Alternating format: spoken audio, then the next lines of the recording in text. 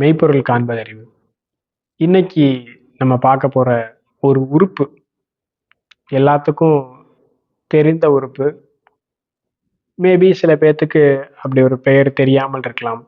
தெரிந்தவர்களுக்கு அந்த உறுப்பினுடைய செயல்பாடுகள் முழுமையாக தெரியாமல் இருக்கலாம். மோரோவர் அந்த உறுப்பினுடைய செயல்பாடுகள் வேறு சில மருத்துவ முறைகளால் முழுமையாக விவரிக்கப்படாமலும் இருக்கு. அந்த ஒரு உறுப்பை பற்றின முழு விவரங்கள் ரொம்ப எளிமையாகவும் விரிவாகவும் சீன மருத்துவம் சொல்லுது.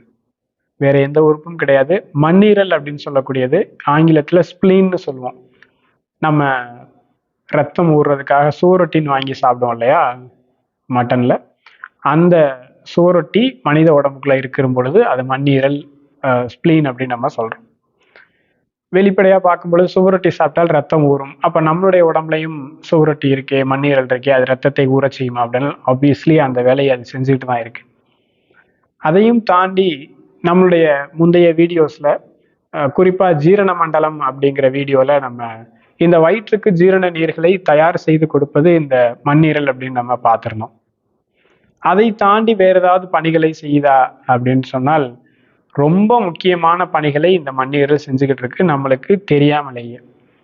இந்த மண்ணீரல் அப்படிங்கிறது காரண பெயரா நம்ம கன்சிடர் பண்ணிக்குவோம். மண் கூட்டல் ஈரல். இந்த அண்டத்தில் இருக்கக்கூடியது இந்த பிண்டத்திலையும் இருக்கு. உலகத்தில் நடக்கக்கூடிய விஷயங்களை வைத்து இந்த பிண்டத்தில் உடம்புல நடக்கக்கூடிய விஷயங்களை நம்ம கம்பேர் பண்ணி சொன்னோம் அப்படின்னா ஒரு எளிமையான புரிதல் கிடைக்கும். அப்படிங்கிறதுனால வெளியில இருக்கக்கூடிய ஒரு விஷயத்த நம்ம எக்ஸாம்பிளா எடுத்துக்கணும். ஒரு ஆறு ஓடிக்கிட்டு இருக்கு, கன்சிடர் பண்ணுங்க. அந்த ஆறு கடலை போய் அடையணும், அதுதான் அதனுடைய டெஸ்டினேஷன். அந்த ஆறு ஓடுதுன்றதை நம்ம பார்க்குறோம். ஆனால் அந்த ஆற்றை கட்டுக்கோப்பாக எங்கேயும் சிதறி விடாமல், வழிமாறி விடாமல் நேராக கொண்டு போய் டெஸ்டினேஷன்ல சேர்க்க வேண்டிய கடமையை சிறப்புமா செய்யறது இந்த சைட்ல இருக்கக்கூடிய ரெண்டு கரை. மண்ணால உருவாக்கப்பட்டிருக்கு அந்த கரை. அந்த கரை வலுவடைந்து வலு இழந்து உடஞ்சிருச்சு இல்ல சரிஞ்சிருச்சு அப்படின்னால் கண்டிப்பாக அந்த ஆற்றால் டெஸ்டினேஷனை போய், அந்த நீரால் டெஸ்டினேஷனை போய் அடைய முடியாது.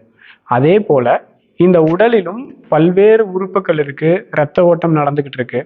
இந்த உறுப்புகள் தன்னுடைய இடத்தில் கட்டுக்கோப்பாக இருக்க வேண்டுமெனில் மண்பூதமான இந்த மண்ணீரல் பலமா இருக்கணும். நமக்கு வயது வேறுபாடின்றி இன்னைக்கு எல்லாரும் ஃபேஸ் பண்ணக்கூடிய பிரச்சனைகள், ஆண் பெண் இருபாலரும் ஃபேஸ் பண்ணக்கூடிய ஒரு பிரச்சனை என்ன இருக்கு அப்படின்னா குடல் இறக்கம்.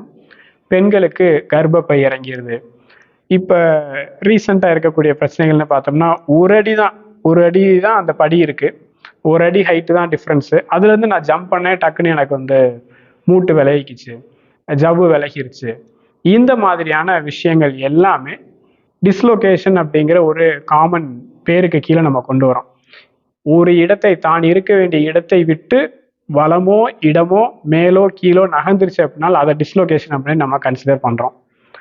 இந்த பூமியும் எப்படி மண் இருக்கோ, அந்த மண்ணு லைட்டா அப்படி ஆடிச்சு அப்படின்னா அந்த ஒரு மரம் உளுந்துரும், இல்லை மண் வீக்காச்சு அப்படின்னா அந்த கட்டடம் சாஞ்சிரும், சரிஞ்சிரும். அதுக்கு எந்த அளவுக்கு நம்ம பேஸ்மெண்ட் போட்டு டைட் பண்றோமோ அதே போல இந்த மண்ணீரலை நாம் பலமாக வைத்து கொண்டோம் என்றால் நம்ம உடம்புல இருக்கக்கூடிய அனைத்து உறுப்புகளும் தன்னுடைய இடத்தில் பாதுகாப்பாக இருக்கும். இரத்த ஓட்டம் நரம்புல ஓடிக்கிட்டு இருக்கு, அந்த இரத்தத்தை நம்ம ஆறோட கன்சிடர் பண்ணிக்கிறோம். நீர் மாதிரி ரத்தம் ஓடிக்கிட்டு இருக்கு. சுற்றி இருக்கக்கூடிய சுவர்கள், கரைகள் பலமாக இருக்கும் பட்சத்தில், அந்த நரம்புகள் பலமாக இருக்கும் பட்சத்தில் ரத்தம் கசியாமல் ஓடிக்கிட்டே இருக்கும்.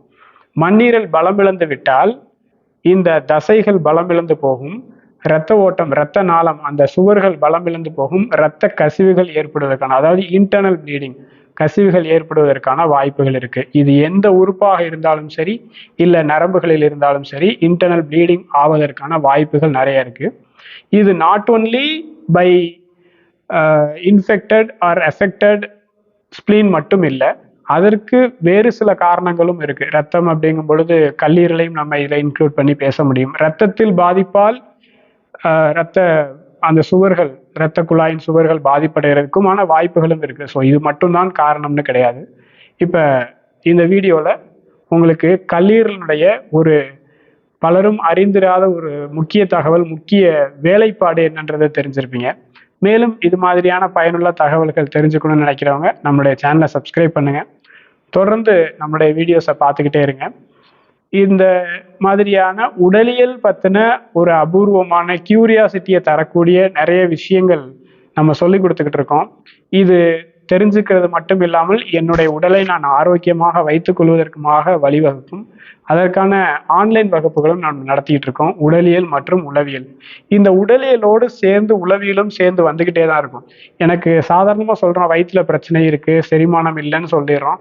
ஆனால் அது இல்லாத பட்சத்தில், செரிமானம் சரியாக நடக்காத பட்சத்தில் உளவியல் ரீதியாகவும் பல பிரச்சனைகள் வரும். இதை கம்பேர் பண்ணி நம்ம கிளாஸஸ் கொடுத்துக்கிட்டு இருக்கோம். தேவைப்படுறவங்க டிஸ்கிரிப்ஷனில் இருக்கக்கூடிய நம்பருக்கு தொடர்பு கொண்டு உங்களுடைய என்ரோல்மெண்ட் பண்ணிக்கங்க. மேலும் தகவல்களுக்கு கமெண்ட்ஸில் சொல்லுங்கள். உங்களுடைய சந்தேகங்கள் ஏதாவது இருக்குது அப்படின்னா உங்களுடைய கமெண்ட்ஸில் தெரியப்படுத்தலாம். அதற்கான விளக்கங்களும் உங்களுக்கு கிடைக்கும். இல்லை அந்த சந்தேகத்துக்கு இன்னொரு வீடியோ மூலமாக தான் விளக்கம் கொடுக்க முடியும் அப்படின்னா பிரத்யேகமான உங்களுக்காக அந்த வீடியோவும் நம்ம போடலாம். நன்றி.